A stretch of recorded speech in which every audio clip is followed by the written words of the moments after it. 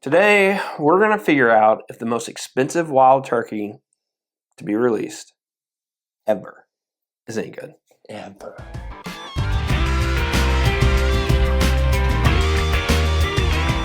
Welcome back to another edition of Bourbon Kingdom. I'm David. And I'm Zach. And today we are going to review Wild Turkey Generations. A very controversial bottle. I would say so. In its own controversy. I feel like it's and been there's only one thing everybody's upset about. Yeah. I feel like Wild Turkey has put out such good stuff this year. Oh, yeah. But the controversy is always, from here to eternity, because it's not going to change, is price. Yeah, so really quick. I know. So really quick, guys, just talking about the bottle really quick. Obviously, this Wild Turkey product, it has a beautiful proof of 120.8. Don't really see too many of those with Wild Turkey. It is a blend of 9, 12-year, 14-year, 15-year. I have no clue on the percentages. I dug and digged, and I couldn't find anything anywhere. And even asked certain people that work there, and they're like, I can't tell you. So I have no clue on that. I'm guessing probably the older stuff. It's got a nice cork. Is less. I'm going to get to the bottle here in a minute. And the cost of it is $450 MSRP. They have released these since the time of the review. They have released them online. I know shipping it to Indiana is like $460 something. Shipping it to me, the price would have been $537.33. Overall, I said no. Not a cheap bottle. I acquired this bottle through a trade, so that's how I got it beforehand. And a couple things. There's been a lot of crazy pricing going on over the last couple of years. Wild Turkey being one of the leaders of the pack about raising prices up on stuff. I'm not shocked that people were upset about this going up to $450 and talking about the price of it. Yeah. I'm a little surprised how much traction that's gotten. Like, people are legitimately upset about that. Well, I think you said it best. A couple video ago that we did, where you talked about this. This Wild Turkey was known kind of as a working man's bourbon. Was. And they have, in the last 2.5 years, switched and have elevated themselves into more of a different demographic of people. Would you say, well, but here's the thing though, they've kept Rare Breed and Russell's 10 down cheap. And I mean, Wild Turkey 101's still cheap.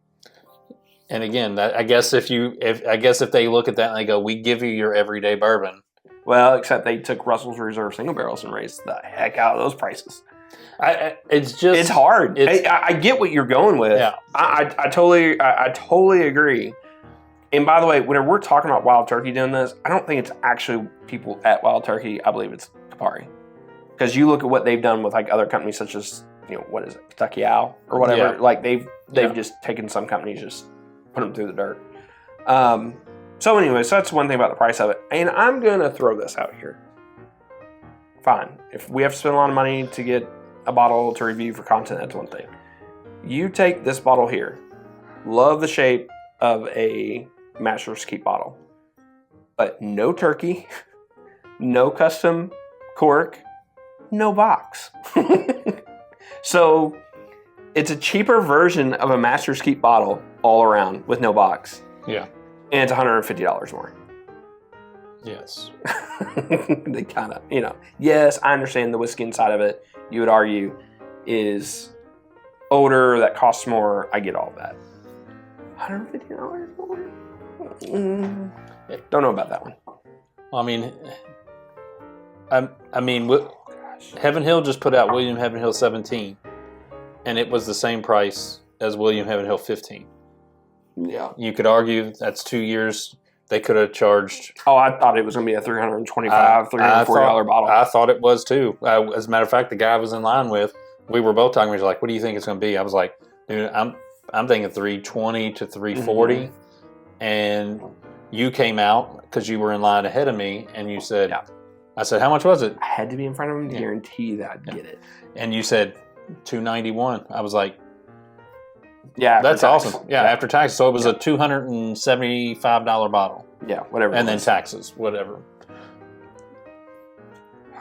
You don't always have to raise it $1 bajillion just because a couple years were added on. That's true. Here's the thing that stands out to me, and I don't know if this stands out to you, but to me, this smells a little like a Dusty. It's like if you had like the perfect Wild Turkey Dusty, whatever that is to you, Yeah. right? Whatever those notes are, you think of it, and then you just took your Russell's 13, you just did a big blend, stirred it, and let it set for a little bit, maybe agitate that sucker for a while, and then all you want to do is nose it. That's what it is to me. There's a good vanilla smell in there. I love that nose. A good, like, vanilla and cherry really kind of stand out to me on that. I think a dark cherry. Actually, the dark cherry note I'm thinking of, just let me finish before you top it. I love it when he leads into this. Just let me finish. Just let me finish. Okay, so Warhead's dark cherry. Yeah. Okay. Take away all the sour, obviously, none of that. But if you just had like that cherry My jaw juice hurt note, just by you saying the Warhead. I felt it tightening up. I remember whenever my granny wanted to try Warhead, I remember her face. Rest in peace, Granny. I felt so bad as a kid because I didn't understand how bad she was not going to like that. Yeah. But that dark cherry, like artificial flavor, to me, that note is there. Yeah. Man, All this right. is so... The nose to me, like, I just absolutely... This is one of my favorite noses I've had all year in a bourbon because it's fruitful. There's nice oak on there, like nice, like rich oak notes. Yeah. I agree with you. There's like, obviously that 15-year bourbon that's in there really kind of pops and shows. And yeah, just on initial smell, like now that I'm smelling it again, like I feel like that dusty smell goes away, but it's just because I'm picking up on the cherry, the vanilla, the oakiness, and all that stuff. But when the first couple of noses I took was like, oh, it smells like some Wild Turkey. Some old school. Well, and something that I really absolutely love, one of my favorite like noses or notes that's like on the nose is the blueberry note I get from a Russell's 13 batch 1.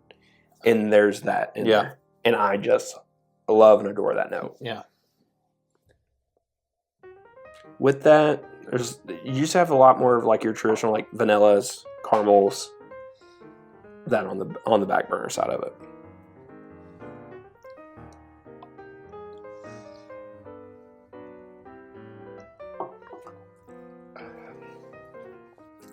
Ooh, I know.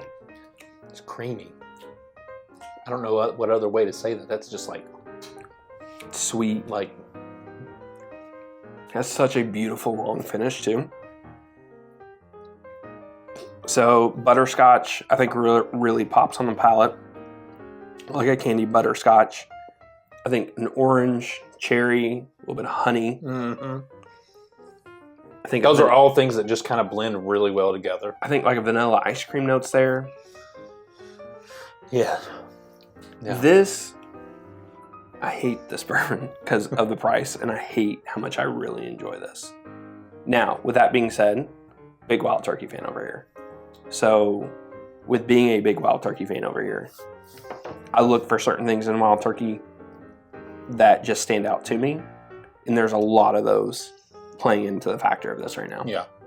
And something weird and unique to this that I can't think of having with any Wild Turkeys I've had is something that's like a little bit charry on the back. And this comes off a little charry. I was just getting ready to say, like, the char on the back of it, really enjoy. The finish is long. I feel like you taste the 120 proof that's on this. You don't always taste the 120 proof on things.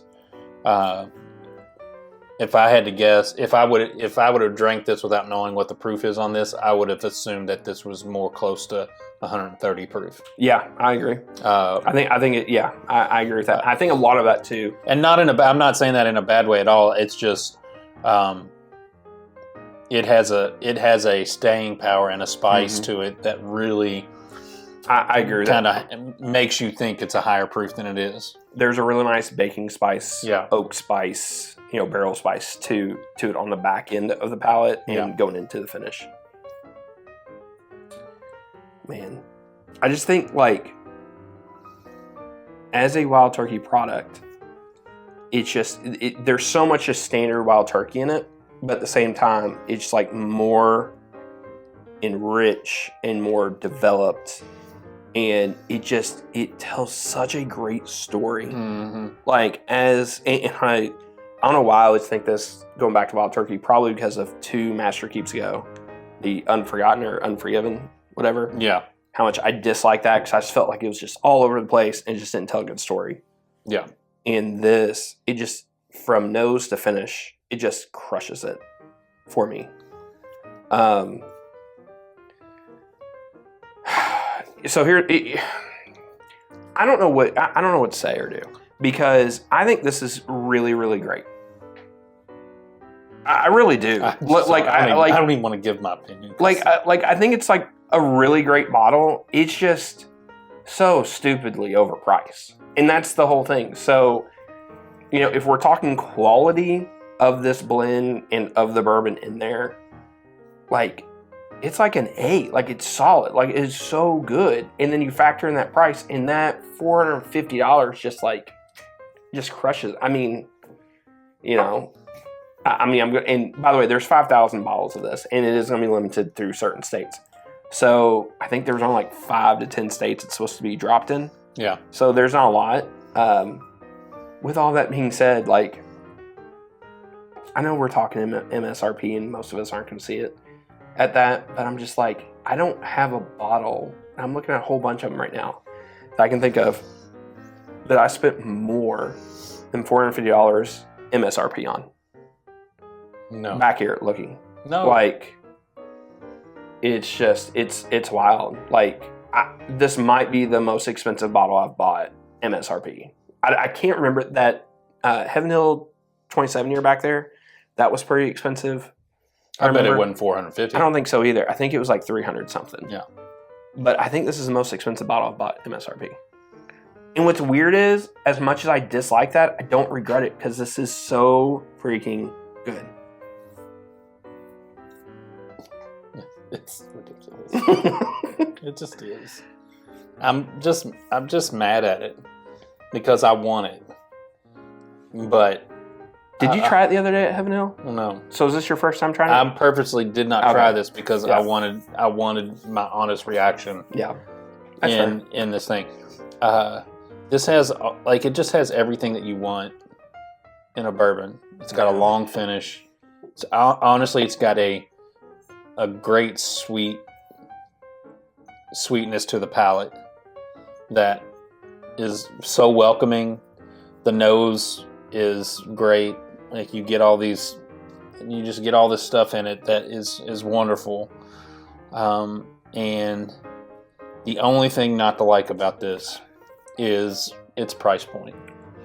I would tell you to try it at a bar, but chances are it may not be on very many bars. Yeah. If there's only 5,000 bottles, the chances are it's not going to be on very many bars. It may be on some. There are a few that I could think of that it might find its way to. I don't know if it's getting released in Kentucky. Yeah, it may not. And so, other than that, honestly, I would caution you not to try it. Just because you're going to like it and you're going to want it. And like, I can't unknow what I know now. And I can only be disappointed that I will not buy this bottle because I just refuse to pay that for the bottle. I will just drink Zach's and, of course, be happy that he made a. Did you trade for this? That one I traded for. Yeah. I did buy whenever. Yeah. So whenever they dropped online, I did buy more. I got all the way to the checkout, and when it said $537, I just went, man, I'm not doing it. Okay, so here's my opinion. I can't believe I'm going to say this. I think if you're a Wild Turkey fan, I think if you're a Wild Turkey fanboy, I think this is a bottle you need to have. And I kind of don't like saying that, but at the same time, like, So good. there's only a couple Wild Turkeys I would say for sure are better than this. Most of them are Dusties. This is probably, man, like Russell's 1998, Russell's 2003, and maybe this year's Single Rick House might be better, modern-wise. We'll do a big blind. I know Jason beat us to it, but we'll do a big blind over all the Wild Turkey stuff like what we did last year, and we'll figure out which ones are our favorite. Can we do that after this video? I mean, probably not after this video. But overall, guys, like, this is, like, legitimately, if you are a turkey fan, I think this is a bottle you have to have. And then I agree with Dave on this, where this is a try before you buy. Not because of we don't think this is great, but I don't know what your, I don't know what your expense count is when it comes to bourbon. Like, I'll be honest with you.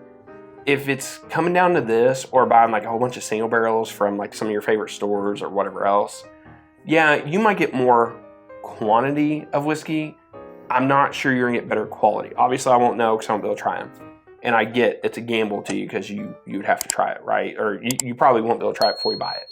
But this is legitimately, I think, a great bottle. It is. You look more upset about it than me. I thought I was gonna be the one that was upset. I mean, I was upset about the 300 for the Rick House. Yeah, trust me. Wild Turkey. You know, my buddy Tom, he sat there and said, he's like, you know, are y'all just sponsored by Wild Turkey now? I was like, no, I wish we were. It'd be great. Because, you know, then that way we won't have to spend all this crazy amount of money. Yeah, we would love to be Turkey. a brand ambassador for you. Gosh. Anytime you thought about it, listen, Jimmy, whoever needs to make that call, listen, send us stuff. We will talk about Wild Turkey. Who am I kidding? We talk about Wild Turkey all the time anyway. I know. Yeah. All right. At the end of the day, it is what it is. We'll see you. Yeah. I guess at some point in time whenever we financially recover from this bottle. See you.